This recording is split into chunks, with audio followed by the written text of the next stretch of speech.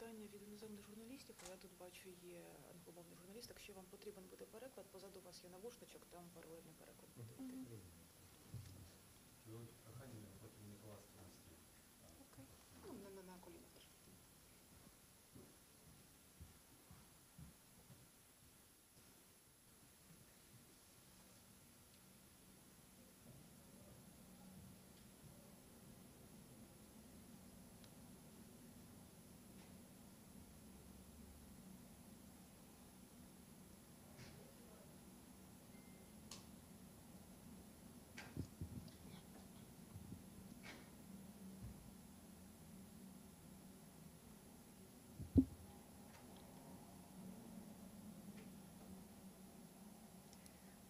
Березня.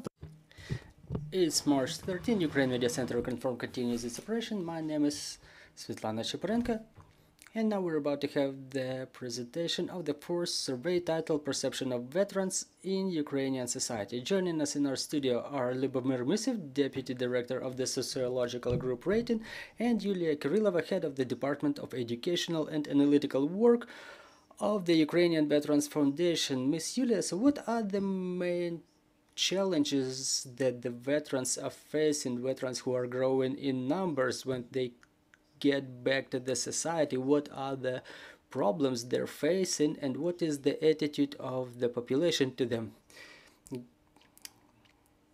Good afternoon. First of all, I would like to draw everyone's attention to the fact that Ukrainian Veterans Foundation and our departments in particular has the survey of this public sentiment on a regular basis the survey in public and among the veterans. So during our surveys, we asked the veterans what are their biggest concerns, and the first concern that they paid their attention to, the veterans and the active servicemen, are the problems with physical health. So basically there is a huge need for medical support of our veterans and mental health rehabilitation. So those are the problems that our respondents pay most attention to.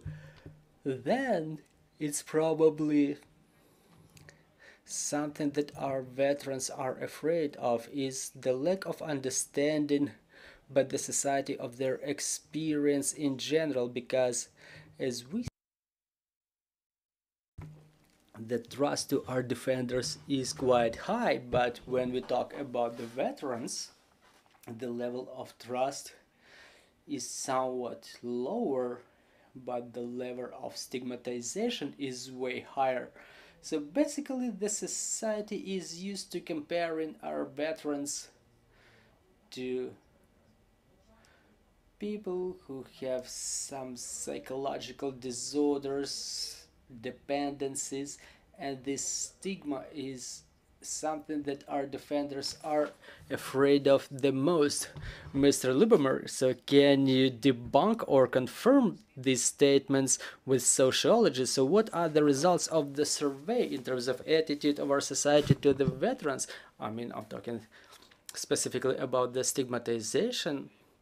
Well, I would like to say thank you once again to the Veterans Foundation for this idea. It emerged during the very first days of the war, and for us as sociologists, the topic of the image, the perception of the veterans in the society is quite interesting, because for us it's a 27th wave of our national monitoring. It demonstrates how the dynamic of the public sentiment, first it was perceived with euphoria, like everything is fine, veterans are saints walking on over this earth, and now we see that during the third year of the full-scale invasion, the society is stumbling upon the real problems, social problems, economic problems, psychological problems.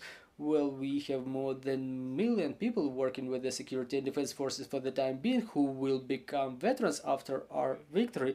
So in the history of the modern Europe, it will be the first example of the load on the state with a weak economy and reintegrating the veterans back into the society, but for the time being there are like numerous problems related to it. Like we in our survey, we gather like live narratives, we talk directly to the representatives of the veterans community, and all those programs, they are integral, you know, we cannot divide them, and this is something that awaits for us in the future. There's a lot of demobilized, there are many people who were fighting since 2014, and unfortunately until 2022 very little number of population initiated them with term veteran. You know, the evolution of the term veteran itself, it's not like a person who was fighting during the Afghan war or World War II or war in Yugoslavia, but those are the people who live by our side, and they're way younger than those who formulates the policy in their regard, basically. So this fourth wave, it demonstrates the changes, it demonstrates that there are problems which are accumulating and they will only grow in future. The society feels it, they sense it, and they translate it in numbers that we are about to present to you. Let me tell you in brief about the methodology. So we traditionally sample 100 respondents. The question was made by phone, where the mobile communication was available all around Ukraine, non-occupied territories. There are different breakdowns by regional and age characteristic. We were surveying specific groups, like people who have relatives who are veterans since 2014 or since 2014. Well, there is a clear difference in perception of the veterans' problems between the people whose relatives were fighting since 2014 and those fighting since 2024, because those fighting since 2014, they've already experienced all the difficulties, and those fighting since 2024 are only about to experience it. So the evolution of the full-scale war in the society. As of the June 2022, we only had half of the respondents who were saying that their family members, like brother or sister, parents, children, are in the front lines. For the time being, we have a growth within year and a half. We have a 20% growth. Now 70% state that their family members are in one way or another involved in any war activities. So we see there are certain differences related to the distribution of the mobilized ones. It's also related to the place of their residence. Like, let's remember about the migration that we had. So let's do not look at the numbers like west-east. It's first of all related to the fact that 70% of the east was displaced and moved elsewhere. So we have this huge project, Ukraine in War, and we monitor the changes related to IDPs and general trend. We understand that on top of that, some territories are under occupation or under constant shelling, and the population leaves. So those figures, they are not quite objective. Many people who reside currently in the West, they are from the East. It's clear that West is one of the safest territories in Ukraine. So those from the East, they have more family members fighting in the front lines. And the fourth thing I need to emphasize, that veteran is not an elderly. Currently, veterans are the youth, the youngest ones. For your understanding, in our survey, any survey related to war, those are the people who are the most traumatized by the war, from the point of view that their friends, their classmates, someone may have already died, some may have become disabled, someone is still in the front line. So they are the closest to the front line, so to say, closest to the war, and they reflect it in the most intense way. So basically this category is basically waging the war, and they will be the veterans. It's difficult to imagine, but we have to accept it.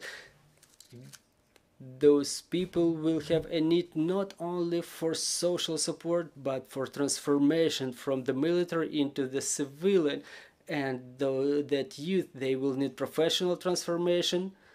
they will need opportunities for development. You know, if they fight for this country is supposed to like reimburse them, like not say, let's not say pay the debt, but provide them with opportunities for development. And if we see the age breakdown, age distribution among the youth, among the youngest one, there is the biggest number of those whose family members or friends are fighting in the front lines. And then admission, we see this difference, whether the people admit that they may become veterans in future. Yes, now 41% is stating that they may become veterans. It doesn't necessarily mean that they are about to sign up to the army, to enlist, but based on other research, we see that there is a growing number of respondents who say that the war is going to be long. Like, remember those 2 to 3 weeks, we were laughing about it, but it's normal to have a hope that things will end soon. But on year 3, we realized that this is a complicated situation we ended up in, and we, under the conditions of transformation in the society and decrease of the Western aid, the respondents realized that war may take years, not 1 or 2, but maybe a decade or decades. So some fraction of the society admits it, that they may become veterans, and that's again the youngest category, 18 to 25 years old. They realize that they can be covered by this call too. Well, let's go further. The category of trust. Currently there is still a high level of trust to the armed forces, to the veterans who have already returned, who are about to return, but there are already differences if we check out the key indicators, because again the transformation is going on in the society, because the full-scale war is first of all a social crisis, because you cannot adapt to a catastrophe. You either accept it or try to survive in it. But talking about this distribution, the unity, those differences, they emerge because people get different types of experience during such crises as war is. So the attitude to the veterans does not deteriorate in total,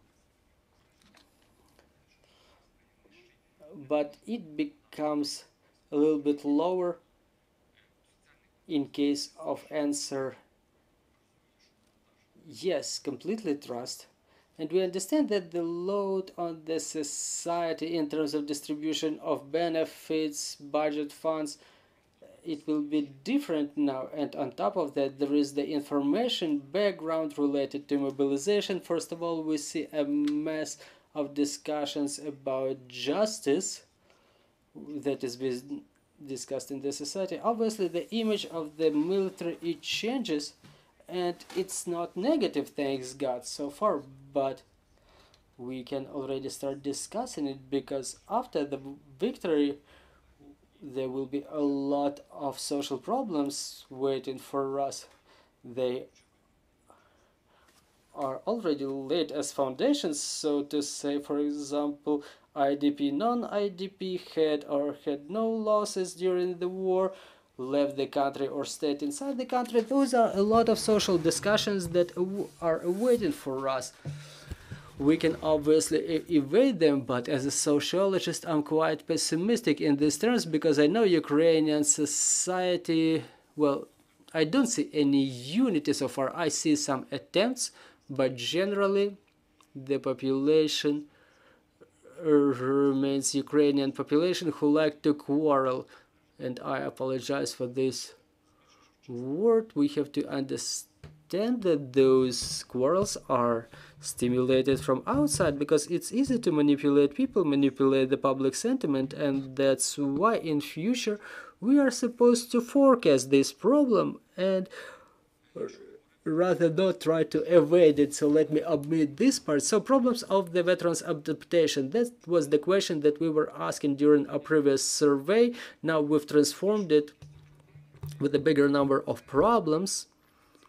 So evaluation of the degrees of risks, so expectations of the population in terms of the problems that veterans are going to face as they come back home.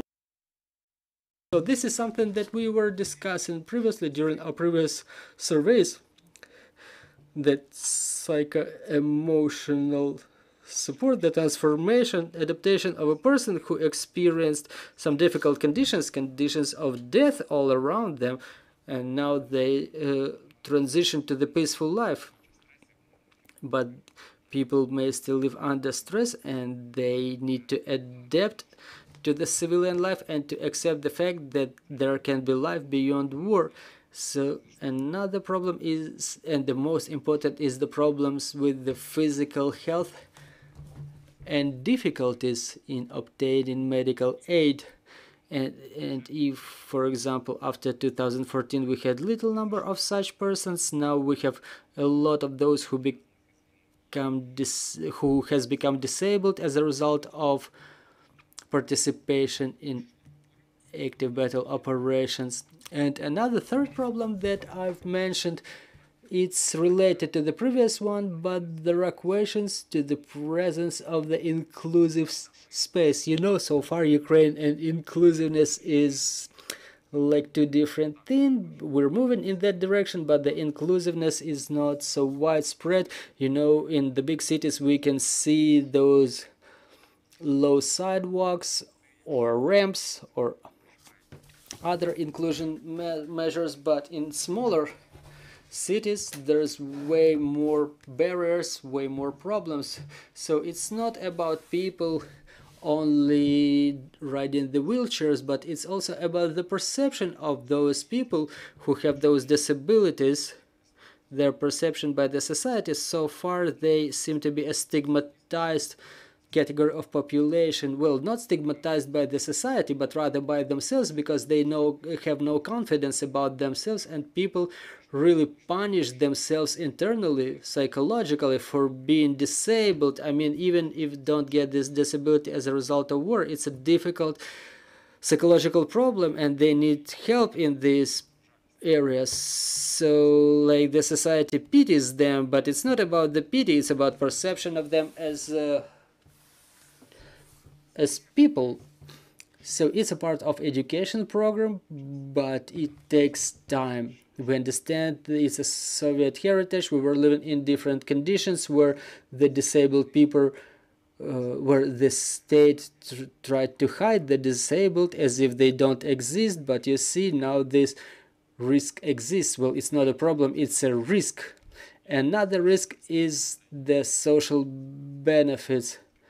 Well, getting those certificates from different agencies and proving that you're a veteran. Well, this culture of different certificates and applications is the whole thing. It's a constant challenge, not only in the armed forces but everywhere. It still remains a problem in our country. It's a bureaucracy.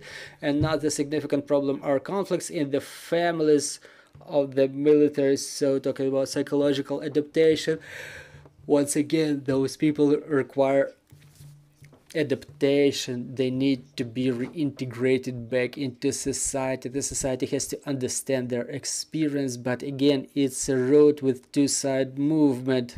The veterans themselves, they say that we need to accept the civil life, and civil life is no war. That's a whole different thing with different rules and different conditions and laws operating there. So again, that's the movement from two opposite sides. Well, lack of understanding in the society, that's something that I've mentioned. Yet another risk is the absence of job. We understand in the conditions of economic crisis there will be no many opportunities for jobs, and integrating a person who used to be a military, who lost their training, who lost their skills, they need new training, the new perception in the collective, because first of all, again, it's the imposition of communications. Another problem is the abuse of drugs and alcohol, which is as a result of other social problems. Well, another problem is the suicide and problems with the law, and also lack of correspondence with the proper experience. So as we see, the dynamic is only growing. All of the indicators we have included within 2 or 4 waves, they are all growing. Why?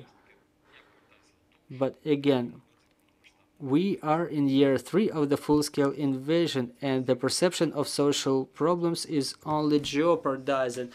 I mean, during all of the surveys, not only related to the veterans or to the war, that's a forecastable and a predictable story. The pressure of social and economic problems, not only the military problems, but social and economic, but multiplied by the information background, like corruption scandals that are being discussed in the media, the justice issues, they only reinforce the focus. Why I'm doing this way and someone else is doing way better. So again, the challenges that are awaiting for us in future is the communication, the differentiation of the people by the level of their income, because as the practice witnesses, the ideas of equality, justice in the post-war society are real present, because there's a lot of problems emerging at the same time, and wise policy would be to transform the country with the count of certain problems, losses, but how to transform the country in an easy way.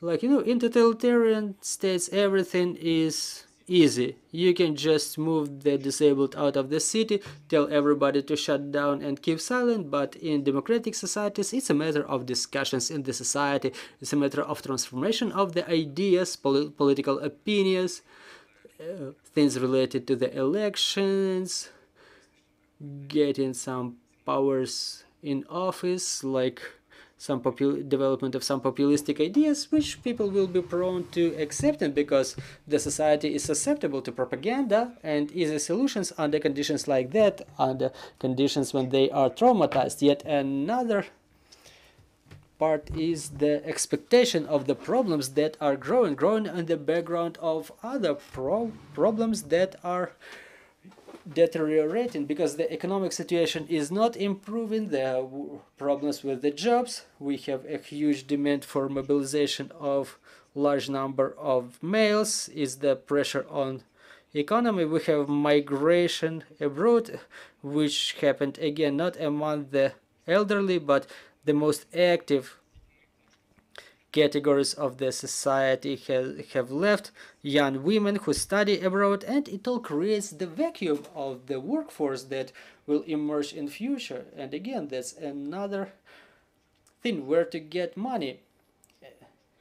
All of the indicators have grown, both after the second and during the fourth wave, so they've all become of more negative nature. So talking about another part, demographic distribution, you can discuss it by yourself on an expert level. It's clear that the biggest risks, if we talk about the category of population who have family members in the front lines, are among those who were fighting in ATO. They've already walked that path, they have understanding of those problems, they sense all of the problems in a more intense way, rather than those who are fighting currently.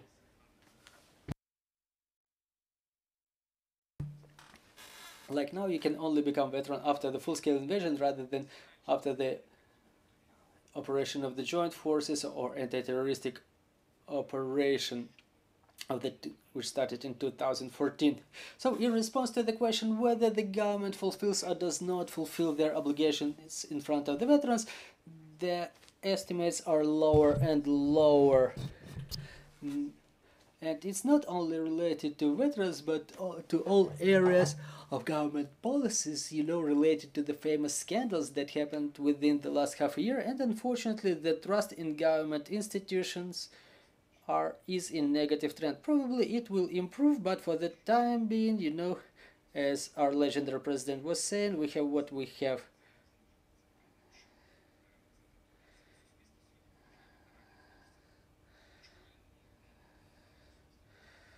In my personal opinion, the things may change. You know, that this evaluation may be a little bit too generalized, but that social load that is being expected and the absence of understanding or lack of understanding of the veterans' problems by the society, you know, this movement in the opposite directions, it creates more problems now. Like, let's see it on the second graph, specifically among the socially vulnerable categories of population, like youth among those who have veteran friends, they see that there is the problem of lack of understanding of the veterans by the society. It's not critical so far, but under the conditions that we live in, it helps this indicator remain in the positive trend, but generally it's more about the general social policy by the veterans implemented by the state and how the state will be able to balance the well-being of veterans and those who are not veterans. So again, it's a matter of justice and distribution. This is something that is going to emerge with time. As you know, this phase we never sent you there, so we're never are supposed to be liable. We know it circulates as a negative meme in the society. Talking about awareness, you know, it's year 3 of the full-scale invasion and people are better informed about the veterans' problems. I don't think it's a problem. I think it's more of a challenge that now we can talk about the similarity of the servicemen and veterans' problems, like provision of medical aid, social guarantees. We understand that being on service is one thing, but the problems are still similar. We're not talking about rehabilitation, psychological or mental health support. So whether it's the active serviceman who needs mental health support, maybe not the same type as a post-traumatic story, but it's year 3 of the full-scale invasion. And the problems may still be similar. We may segregate them, or otherwise we may find some touching points. Many veterans for the time being are still active servicemen, so again, awareness is growing, people know more. Maybe they do not differ those general problems, but again, as long as it's our agenda, we see that the situation is like this. I appreciate your attention and I'm ready to open any and all of your questions. Well, it was quite an interesting research. I would like to get back to what you were saying about the attitude to the image of the veteran that was created in the society. We've seen it on the grams that the attitude is deteriorating. What is the key factor that impacts it? Well, once again, I would like to get back to the fact that there are in my opinion, three key problems. First is the information problem related to mobilization, the creation of this background. You see, there is a small fall, not in the trust, but into the level of trust to the armed forces, and veterans are a part of that machine. They fall under this trend. On the other hand, there are many social problems and failure to solve those problems, psychological, social problems, conflicts in the families, absence of jobs, and stuff like that. It creates a negative image for those people. They end up under different type of influence, and this image, it only deteriorates, and it creates this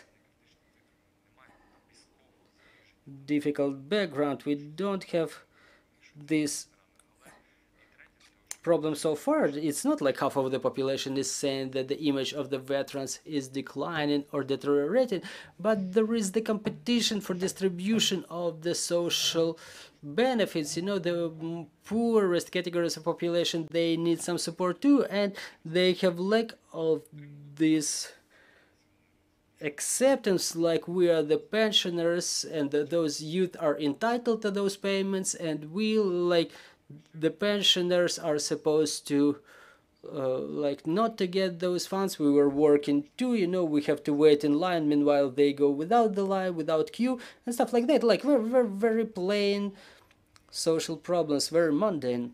Thank you very much, Mr. Lyubomyr. And Ms. Yuliya, why is it important for the Ukrainian Veterans Foundation to track those trends, and how are you going to use this information in your work? Well, look, first of all, I would like to say that such surveys are needed not only by Ukrainian Veterans Foundation, but thanks to surveys like this, we can track the sentiment of population that reflects certain problems in the society, and both the state and civil sector are provided with opportunity to develop the tools for timely and efficient solution of this social problem. Talking about the Ukrainian Veterans Foundation, it's a government-controlled institution. It's a part of the Ministry for Veterans Affairs, and basically we support we support our defenders. We work with them, and the main area of our activity is to provide the financial support to the veterans, members of their families, and civil organizations that provide services to the veterans. And to make sure that we understand the needs of our target audience better, we make those surveys. Also, I would like to promote, using this opportunity, the fact that Ukrainian Veterans Foundation has started a program of funding for veterans businesses. So basically the veteran entrepreneurs may take part in our bid for funding of their business, and they can get like up to 1 million hryvnias to procure equipment for their manufacturing capacity. So back to our survey, about 64% of our defenders and veterans were saying that after return to civil life they would like to establish their own business. And this is where our profound survey has started. Survey of our veterans entrepreneurship, its development. We were analyzing international experience to develop efficient programs for support of our defenders who want to open their own business. Basically, we understand that in view of the general statistics, there cannot be 64% of entrepreneurs, but at least half of them may develop their own business and thus employ our defenders, both male and female, because as we see, the degree of risk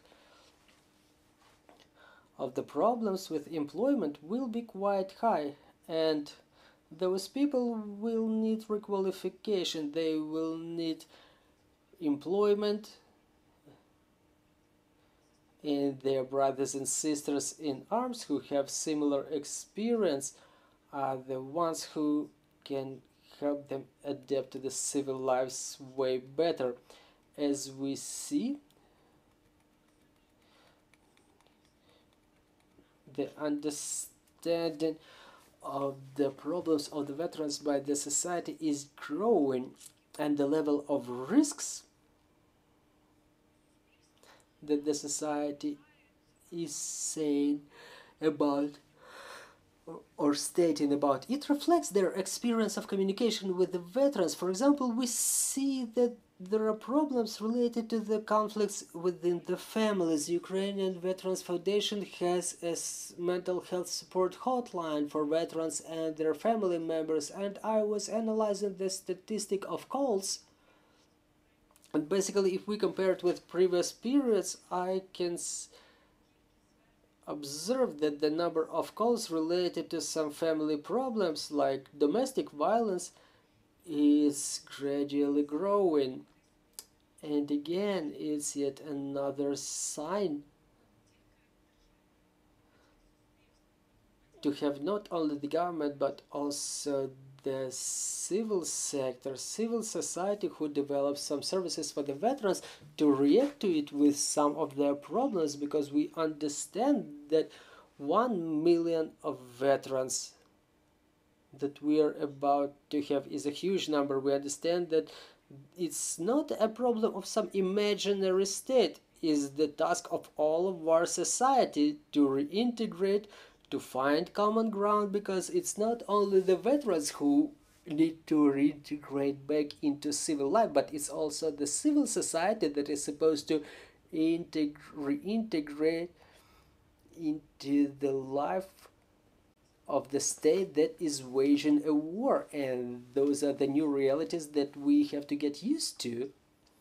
And if we talk, for example, now it's March 2024, is the 10th anniversary of the beginning of war in Ukraine, and talking about the March of 2014, the children who back then were 8 or 9 years now are forced to be mobilized into the ranks of the armed forces of Ukraine. That's the growing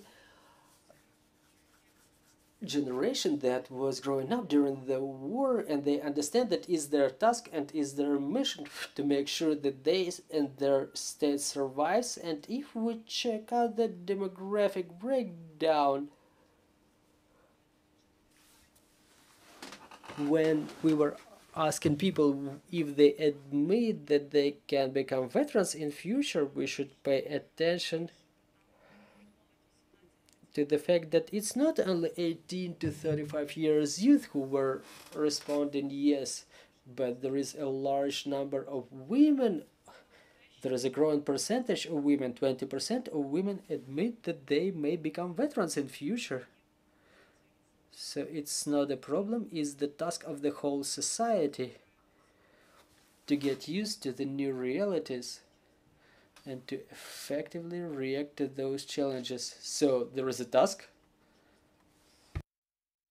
I liked what Mr. Lyubomyr has said, that both society and veterans should go towards each other. So are there any global programs launched on the level of the society that would teach the society how to live in this new reality? Well, you know, basically it's difficult to answer that it's only this program exclusively that aims at having the society like adapt to the veterans and the veterans reintegrate back into civil life. But if we talk about reintegration, if we talk about respect to the veterans, it's not only about some words of appreciation or greeting on some date, but it's the creation of the inclusive barrier-free space. Because for the time being, it's not only veterans who suffer the trauma and disabilities. There is a high level of civilian population, high percentage of civilian population that is affected by the same type of injuries. Many children are suffering too. So it's about the creation of inclusive space. Then it's about creation of the joint window for the veterans in the centers for administrative services. So it's one of those steps on the way of creation of certain culture of appreciation, because again it's about respect, and it's about the fact that we respect what you were doing and what you keep doing, and we try to create those conditions for you. And also it's about the development of veterans policy, in which not only those who make decisions are involved, but a broad circle of civil organizations too. We have to keep talking about that. It's not only about how we should communicate or properly approach the veteran and thank them for their service. Thank you very much. Do journalists have any questions to our speakers? Anastasia Rakuta, Ukrinform. I'm having a question to Ms. Yuliya. Can you please tell us, are the Ukrainian employers ready to accept veterans, to employ veterans, and is the state ready to implement the program that would be ready or to help the veterans to reintegrate in their new place of employment? Thank you very much for this question. Last year we had a survey among the veterans and among the employers, about possible problems or obstacles they may be facing during their employment, or the veterans may be facing during their employment, and the majority of the employers were saying that yes, they respect the veterans, they are ready to employ them. However, as soon as we were asking them if they have any programs for adaptation of the veterans in their new workplaces, almost 90% were saying no, but they would plan to implement such programs. As we were asking them when, whether it's today or tomorrow, they were mostly saying that they plan to implement such training programs after the victory, after the veterans are already employed. But as the experience proves, those employers with whom we develop the adaptation programs, they all need improvement. So no single program that we create fully corresponds to that field of work where the veterans work, whether it's some industry, or maybe it's a publishing house or a school. So there can be no universal recipe. There are always some specific, some unique experience, whether it depends on the region or the area of work. So the general recommendations are possible, but when they will be ready, unfortunately, I cannot answer you. The next question will be in English, so if you need translation, please use the terminal. Good morning. Thank you for this very interesting topic, which I think is central for any society at war, as it is Ukraine, but it's, we saw the same problem in Israel, in Afghanistan, in Iraq, the question of the society at war. And I would say, yes, I agree with, my name is Lorenzo Cremonesi, writing for the major Italian daily Corriere della Sera. Would say that I agree with Miss Ruslana that, of course, all the society is under stress, but the veterans are a very specific category. The people who are not, that don't have, maybe their problem are even less tragic than a family with lose a house and some member of the family which can be under bomb. But the veterans are soldiers who go on the front line. Some of them are volunteers who are there now for 25 months or 24, so in any case, a long time. So it's a very specific problem. Generally, they are men. The big majority of the soldiers who are on the front line here are men. So, but I have some question. In order to define a phenomenon, sometimes we need numbers, otherwise we get lost. So I would like to ask to Mr. Lyubomyr, if he can be specific, if he can give us some number. I have a list of questions on the number. First of all, how many veterans are we talking about? Can you give us an idea? We know that more or less there are 1 million men mobilized. How many of them are veterans? Veteran for us means people who had been demobilized, can be very young, as you said, were not soldiers anymore, and they try to reintegrate into society. Otherwise, we are talking about soldiers, which is another. We are talking about soldiers who left, who are not soldiers anymore. They can be soldiers in the future, maybe. But so, first of all, how many are they? Not a precise number, but what is a number? The idea of the number. Second, average age. Can you tell us what is the average age? There are 20, 30, 45. What is the age of this veteran who have been demobilized? Number of disables. We have a lot of number. We hear a lot of number. Are you able to give us an idea of how many are they? The disabled, the people who have been heavily, gravely injured, and now they have to recover, etc. And then, as we say, and I think it's very important, in this category, we put the post-traumatic stress. When we go on the trenches, on the front line, this problem is a major problem.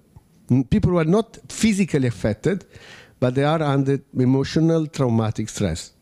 That's very important. And these people can be, as you say, they can be alcoholic, they can take drugs, they can be really marginal in the society, a problem for the society. Another question, you mentioned the question of the suicide. It's not the first time that we hear that. Suicide, can you give us an idea?